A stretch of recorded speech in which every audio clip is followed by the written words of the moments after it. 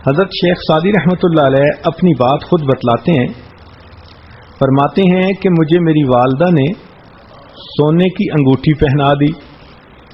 میں وہ انگوٹھی پہن کر باہر گلی میں نکلا تو ایک ٹھگ مل گیا.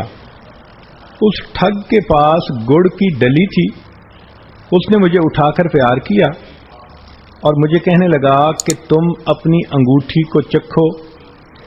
میں نے انگوٹھی کو زبان سے لگایا تو بے ذائقہ سی تھی. پھر اس کے بعد اس نے گڑ کی ڈلی دی کہ اس کو چکھو. جب میں نے گڑ کو چکھا تو بڑا مزیدار تھا. کہنے لگا کہ مزیدار چیز لے لو اور بے مزہ چیز دے دو. کہنے لگے کہ مجھے گڑ کا اتنا مزہ آیا کہ میں نے اسے انگوٹھی اتارنے دی اور گڑ کی ڈلی لے کر گھر واپس آ گیا. اب بچے تھے، کچے تھے، تو گڑ کی ڈلی کے بدلے سونے کی انگوٹھی دے کر آ گئے. تو اس عمر میں انسان غلطیاں بھی کرتا ہے اور سیکھتا بھی ہے. فرماتے ہیں کہ میں ایک مرتبہ اپنے والد کے ساتھ میلہ دیکھنے گیا. والد نے کہا کہ بیٹا مضبوطی سے میرا ہاتھ پکڑنا، بھیڑ زیادہ ہے، چھوڑنا نہیں. میں نے کہا بہت اچھا. اب میں چل بھی رہا تھا، ادھر ادھر بھی دیکھ رہا تھا. ادھر ادھر کی چیزیں دیکھنے میں ایسا محو ہوا کہ ہاتھ چھوٹی گیا. اور اس کے بعد بہت دیر والد مجھے ڈھونڈتے رہے، میں والد صاحب کو ڈھونڈتا رہا. کافی دیر کے بعد اور پریشانی اٹھانے کے بعد والد صاحب نے مجھے ڈھونڈ لیا. جب انہوں نے مجھے ڈھونڈا تو مجھے کہا کہ تمہیں میں نے کہا تھا کہ پکڑے رکھنا، تم نے یہ کپڑا کیوں چھوڑا؟ تو میں نے پھر ان کو کہا کہ میں کسی چیز کو دیکھنے میں مشغول ہو گیا، توجہ نہیں رہی. تو کہنے لگے کہ والد نے میرے کان کھینچے اور کان کھینچ کر کہا کہ دیکھو بچے، جس طرح تم نے اپنے بڑے کا ہاتھ مضبوطی سے نہ پکڑا تو دنیا کے میلے میں گم ہو گئے، اسی طرح تم بڑے ہو کر اگر اپنے بڑوں کا ہاتھ مضبوطی سے نہیں پکڑو گے تو پھر دنیا کے میلے میں گم ہو جاؤ گے. کہنے لگے کہ بچپن کی ہوئی والد کی یہ بات مجھے آج بھی یاد آتی ہے کہ واقعی جو اپنے بڑوں کا ساتھ چھوڑ بیٹھتا ہے وہ پھر دنیا کے جلملاہٹ کے اندر گم ہی ہو جایا کرتا ہے. فرماتے ہیں کہ میں چھوٹا سا تھا، اپنے والد کے ساتھ تہجد میں اٹھ جایا کرتا تھا. ایک رات میں نے تہجد پڑھی تو گھر کے کچھ لوگ سوئے ہوئے تھے. تو میں نے ابو سے کہا کہ ابو دیکھو یہ لوگ سوئے پڑے ہیں، یہ اٹھ کے پڑھتے ہی نہیں تہجد. تو والد نے کہا کہ بیٹا تم اگر سوئے رہتے تو زیادہ بہتر تھا، اس لیے کہ اب جو تم نے یہ بات کی یہ غیبت میں داخل ہے. ان کو سونے پر اتنا گناہ نہیں ہوگا جتنا تمہیں غیبت کے کرنے پر گناہ ہوا. تو دیکھیے کس طرح بچہ باتیں کر رہا ہے اور عقل مند باپ اس بچے کو ساتھ ساتھ تعلیم بھی دے رہا ہے، اس کی تربیت بھی کر رہا ہے. یہ شیخ سعدی رحمۃ اللہ علیہ ایک بڑے استاد کے شاگرد بنے جن کا نام تھا ابن جوزی رحمۃ اللہ علیہ، جنہوں نے تلبیس ابلیس لکھی. تو فرماتے ہیں کہ میں شافعی مذہب پہ تھا اور استاد مجھے اس کے مطابق تعلیم دے رہا تھا. ایک دن استاد نے مجھے پڑھایا کہ روزے میں مسواک نہیں کرنی چاہیے. امام اعظم ابو حنیفہ رحمۃ اللہ علیہ کے نزدیک روزے میں مسواک کا کرنا جائز ہے، مگر امام شافعی رحمۃ اللہ علیہ اس میں بہت احتیاط برتتے ہیں. وہ فرماتے ہیں کہ نہیں، جب اللہ کو روزے دار کی مہک ہی اچھی لگتی ہے تو مسواک کیا کرنی. بہرحال ان کا اپنا نقطہ نظر. کہنے لگے کہ میں نے جب یہ پڑھا تو میں نے گھر آ کر اپنے والد کو کہا کہ ابو روزے میں مسواک نہیں کرنی ہوتی. جب میں نے یہ بتایا تو میرے والد نے کہا کہ بیٹے تم روزے میں مسواک نہ کرنے کی تو اتنی احتیاط کر رہے ہو، اور ابھی جو تم نے بات کی تو وہ غیبت تھی اور تم نے اپنا مردہ بھائی کا گویا گوشت کھا لیا، تو کیا روزے میں یہ گوشت کھانا تمہارے لیے جائز تھا؟ کہنے لگے تب مجھے سمجھ میں آئی کہ واقعی روزے کی حالت میں غیبت سے کتنا بچنا چاہیے. تو یہ میں مثال اس لیے عرض کر رہا ہوں کہ آپ کو یہ پتہ رہے کہ جو اہل علم ہوتے ہیں، مرد ہوں یا عورتیں ہوں، وہ بھی اپنے گھر کے بچوں سے باتیں کرتی ہیں، مگر وہ بات بات کے مطابق ان بچوں کی اصلاح بھی کرتی چلی جاتی ہیں، ان کو سمجھاتی بھی چلی جاتی ہیں، اور اسی طرح بچے ماشاء اللہ پلتے بھی رہتے ہیں اور ساتھ سنورتے بھی رہتے ہیں۔ اور جن ماؤں کو علم نہیں ہوتا، یا تو وہ غلطیوں پہ بھی درگزر کر دیں گی، پیار کر لیں گی، اور یا پھر انسان کو چھوٹی چھوٹی بات پر جائز سوال کے اوپر بھی ڈانٹ کر چپ کروا لیں گی۔ یہ دونوں چیزیں غلط ہوتی ہیں۔ بچے کچے ہوتے ہیں، ایسے کام کرتے ہیں، حرکتیں کرتے ہیں کہ جو ناپسندیدہ ہوتی ہیں، مگر ان کو طریقے سے سمجھانا چاہیے اور ان سے ایکسپیکٹ کرنا چاہیے کہ یہ شرارتیں بھی کریں گے اور کچھ اور جو ہے اس قسم کی کام بھی کریں گے۔ مولانا آزاد فرماتے ہیں، میں چھوٹا سا تھا تو گھر میں والد صاحب کا عمامہ پڑا ہوتا تھا، تو میں کیا کرتا کہ اپنی بہنوں کو اکٹھا کر لیتا اور اپنے سر پہ اپنے والد کا عمامہ رکھتا اور بڑی شان سے اکڑ کے چلتا، اور میں بہنوں کو کہتا ہٹو راستہ دو، اس لیے کہ دہلی کے مولانا آ رہے ہیں۔ اس لیے کہ بچپن میں نے سنا ہوا تھا کہ دہلی میں کوئی بڑے مولانا رہتے ہیں۔ تو فرماتے ہیں کہ میں اپنی بہنوں کے ساتھ گویا یہ کھیل کھیلتا تھا کہ سر پہ عمامہ رکھ کے میں چلتا تھا اور پھر کہتا تھا کہ ہٹو دیکھو دہلی کے مولانا آ رہے ہیں، اور پھر میں اپنی بہنوں کو کہتا کہ تم لوگ میرا استقبال کرو اور استقبال میں تم نعرے لگاؤ۔ اب بہنیں کہتی کہ ہم کیوں نعرے لگائیں؟ اس لیے کہ مولانا جو آ رہے ہیں۔ تو وہ کہتی کہ نہیں، مولانا کو استقبال کے لیے تو ہزاروں لوگ ہوتے ہیں، ہم تو 2-3 ہیں۔ تو کہتے کہ نہیں، تم یوں ہی سمجھ لو کہ تم ہزاروں ہو اور میرا استقبال کر رہے ہو، لہذا تم نعرے لگاؤ۔ اب چھوٹا سا بچہ دیکھو اپنی بہنوں کے ساتھ کس طرح یہ بات کھیل رہا ہے۔ ان کی ایک بڑی بہن تھی، ایک مرتبہ اس نے بچپن میں ان کو کوئی کام کہا، انہوں نے نہ کیا، ضد کر گئے، تو بڑی بہن خفا ہوئی اور اس نے اپنے والد کو کہا کہ ابو یہ ہمارے بچے تو بالکل سڑے ہوئے انڈوں کی طرح ہیں۔ تو کہنے لگے کہ جب میں نے سنا نا کہ بہن نے کہا کہ یہ تو سڑے ہوئے انڈوں کی طرح ہیں، تو میں نے اسی وقت اپنے منہ سے چوں چوں کی آواز نکالنی شروع کر دی اور کہا کہ دیکھو اگر انڈے سڑے ہوئے ہوتے تو اس میں سے یہ مرغی کے بچے کیسے نکلتے۔ اب چھوٹا بچہ ہے، دیکھو وہ اپنی بہن کی بات پہ کس طرح ری ایکٹ کر رہا ہے۔ تو بچے کھیلتے بھی ہیں تو پھر اپنے گھر کے ماحول کے مطابق ہی باتیں کھیلتے ہیں، یا اپنے بڑوں کو جو کرتے دیکھتے ہیں پھر وہی ان کا کھیل بن جاتا ہے۔ مولانا طلحہ دامت برکاتہم خود ایک مطلبہ فرمانے لگے کہ میں چھوٹا سا تھا، گلی میں بیٹھا ہوا اور میں ایک بچے کو بیعت کر رہا تھا، اس لیے کہ میں نے اپنے والد کو بیعت کرتے دیکھا تھا۔ اب میں چھوٹا جو ہے وہ بچے کو بیعت کے کلمات پڑھا رہا تھا، اس کے ہاتھ اپنے ہاتھ میں لیے ہوئے تھے۔ اللہ کی شان کہ ادھر سے حضرت مدنی رحمت اللہ علیہ تشریف لے آئے۔ انہوں نے مجھے آ کر دیکھا تو چونکہ شفقت بہت تھی، شیخ الحدیث رحمت اللہ علیہ کے ساتھ بہت زیادہ گہرا تعلق تھا، اور مجھے دیکھا تو وہ مجھے کہنے لگے کہ صاحبزادے صاحب ہمیں بھی بیعت کر لو۔ کہنے لگے کہ میں نے کہا کہ آئیں بیٹھ جائیں۔ تو مجھے کیا پتا تھا کہ یہ بڑے میاں کون ہیں، تو میں نے کہا کہ حضرت مدنی رحمت اللہ کے ہاتھ اپنے ہاتھ میں پکڑے اور میں نے کچھ کلمات پڑھ کے کہا اچھا میں نے آپ کو بھی بیعت کر لیا۔ تو اب دیکھیے بچہ ہے لیکن وہ حضرت مدنی رحمت اللہ علیہ کو بیعت کر رہا ہے۔ بچے اسی طرح کے کام کرتے ہیں تو ان سے ایسی باتیں ایکسپیکٹ کر لینی چاہیے۔ ہاں کئی مرتبہ وہ ایسے ریئیکٹ کرتے ہیں کہ بندے کو بات سمجھ نہیں آتی، اس لیے کہ کبھی وہ سہم جاتے ہیں، کبھی وہ خوف زدہ ہو جاتے ہیں، کبھی وہ ہمت کر جاتے ہیں۔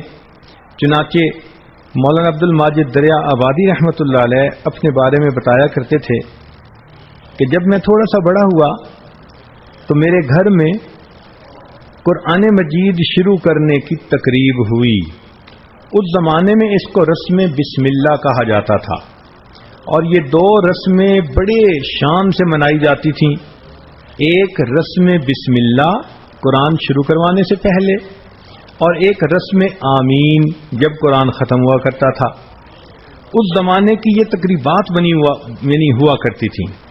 کہنے لگی کہ امی نے مجھے نہلایا، پھر بہن نے مجھے اچھے کپڑے پہنائے، خوشبو لگائی، خوب مجھے سجا دیا گیا.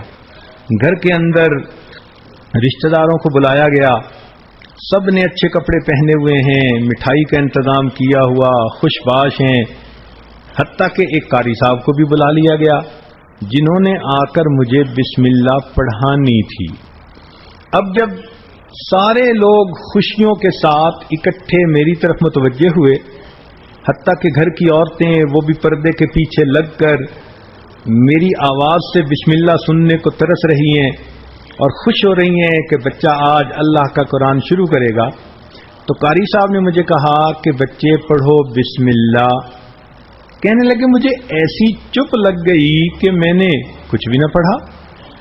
بار بار قاری صاحب کہہ رہے ہیں، حتیٰ کہ مجھے والد نے کہا، دوسروں نے کہا، مگر کچھ ماحول ایسا تھا کہ مجھے چپ ہی لگ گئی اور میں بولنے پہ آمادہ ہی نہ ہوں. بہت سمجھایا گیا، حتیٰ کہ 10-15 منٹ خوب منتیں کی گئیں اور میں نے نہ اس وقت بولنا تھا نہ میں بولا، چپ لگی ہوئی تھی. حتیٰ کہ لوگ اٹھ گئے کہ چلو جی اگر نہیں پڑھتا تو کوئی بات نہیں. عورتوں کے دلوں کے اندر بھی اداسی آ گئی کہ بچے نے اس موقع پہ نہیں پڑھا. والد کو غصہ آیا تو والد نے مجھے پھر ایک تھپڑ بھی لگا دیا کہ جب سب تجھے کہہ رہے ہیں کہ پڑھو تو پڑھ کیوں نہیں رہے. کہنے لگے میں نے تھپڑ بھی کھا لیا، وہ آنسو بھی بہا لیے، پڑھا پھر بھی نہیں. خیر کیا ہوا کہ میرا قریبی ایک رشتہ دار تھا جو بڑا ہی سمجھدار تھا. اس نے مجھے اٹھا لیا اور کہا کہ کیوں روتے ہو، کوئی بات نہیں، رو نہیں. وہ مجھے اٹھانے کے بعد تھوڑا ادھر ادھر لے گیا، مجھ سے باتیں کرتا رہا. باتیں کرنے کے بعد مجھے کہنے لگا، ارے میاں تمہارے اندر اتنی ہمت ہی نہیں کہ تم 2 لفظ پڑھ دو؟ کیا تمہیں لوگ بے وقوف کہیں تو یہ تمہیں اچھا لگے گا؟ میں نے کہا نہیں، میں تو بے وقوف نہیں ہوں. اس نے کہا تمہیں اگر گندا بچہ کہیں تو اچھا لگے گا؟ میں نے کہا نہیں، میں گندا بچہ تو نہیں ہوں. اس نے کہا گندے بچے نہیں ہو تو پھر ان کو پڑھ کے سنا دو کہ تم بسم اللہ پڑھنا جانتے ہو. کہنے لگے جب اس نے مجھے اس طرح پراپرلی ڈیل کیا تو میں نے اتنے زور سے بسم اللہ پڑھی کہ قاری صاحب تو کیا گھر میں بیٹھنے والی عورتوں نے بھی بسم اللہ کی آواز سن لی. تو اب دیکھیے کہ ہے تو بچہ، لیکن اگر اس کو تھپڑ مارا تو چپ لگی ہوئی تھی اور پیار کے ساتھ اس کو ڈیل کیا تو اس نے اتنا اونچا پڑھا کہ دیوار کے پار بھی اس کی آوازیں جانے لگ گئیں. تو یہ بچے عام طور پر ایسے ہی کرتے ہیں.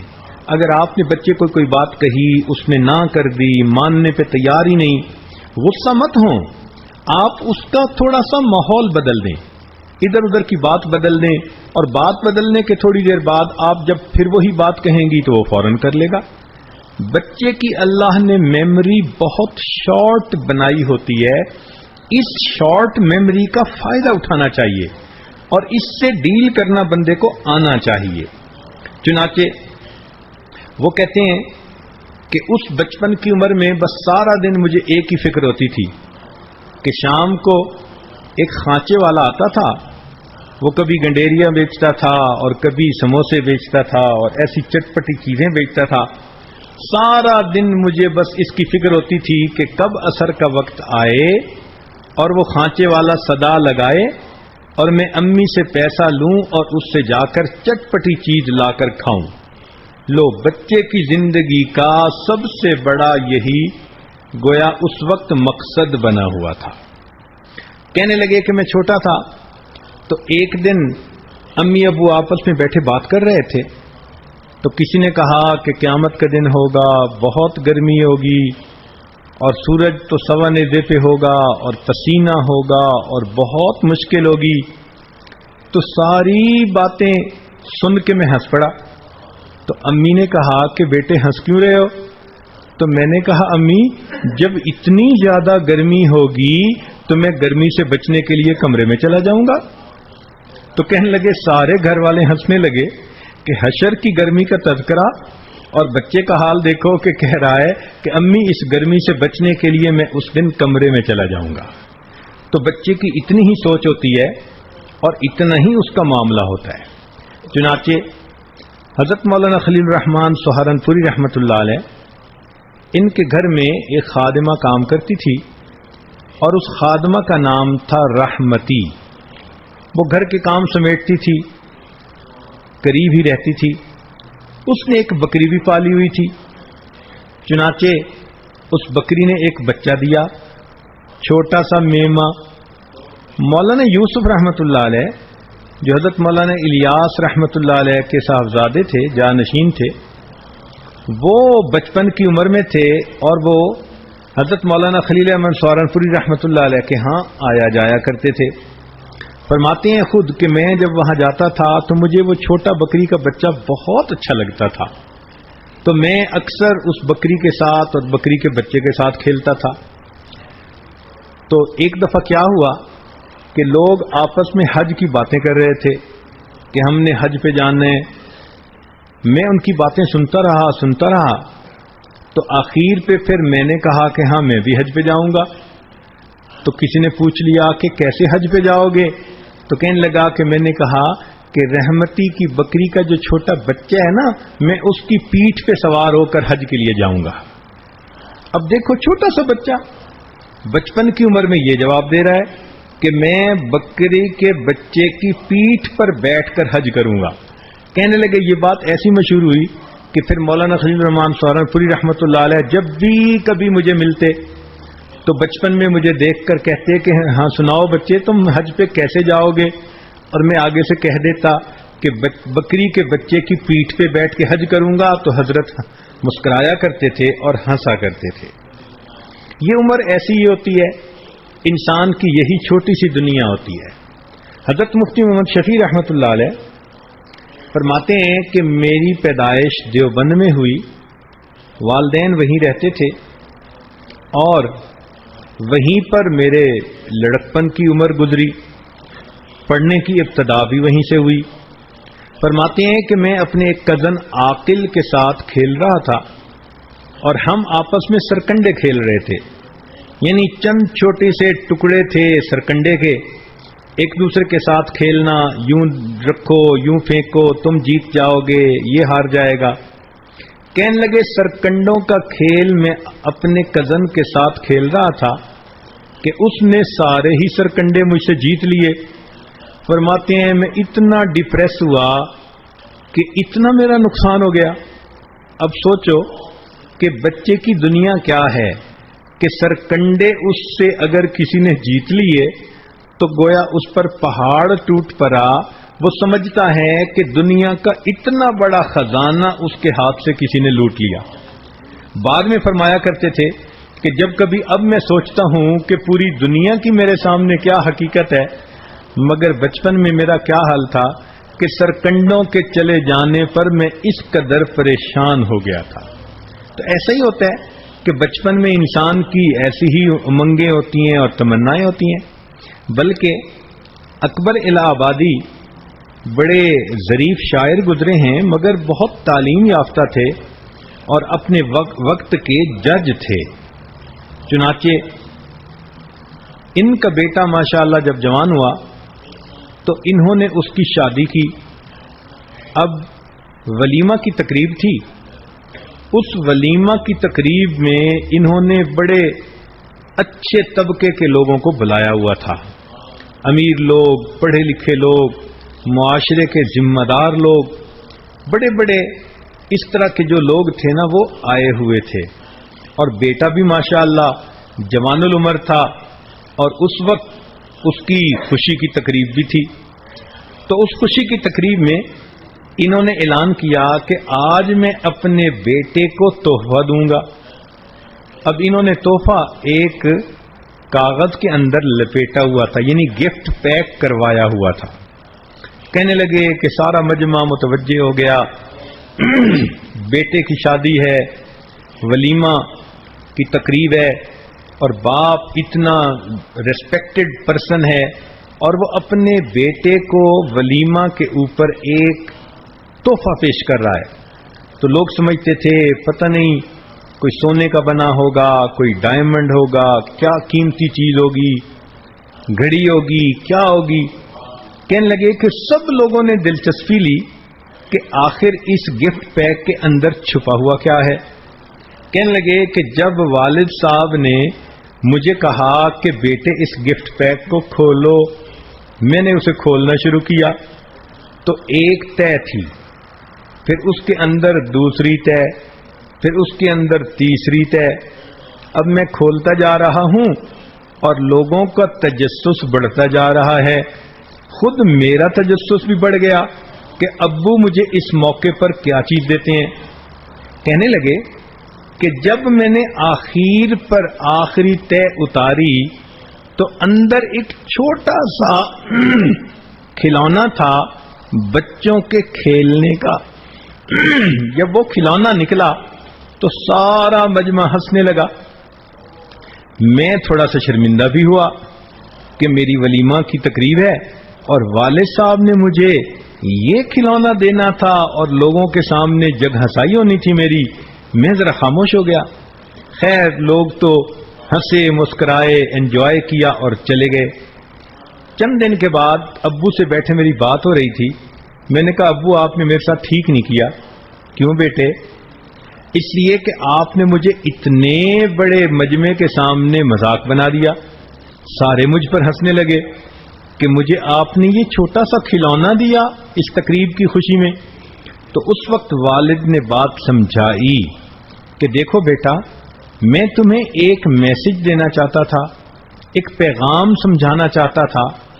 बचपन में एक मर्तबा मेरे पास पैसे नहीं थे और तुमने इसी खिलौने का मुझसे मुतालबा किया था जो मैं खरीद न सका। तो आप इतना रोए, इतना खफा हुए कि आप एक हफ्ता मुझसे बोले भी नहीं कि मुझे खिलौना लेकर क्यों नहीं दिया।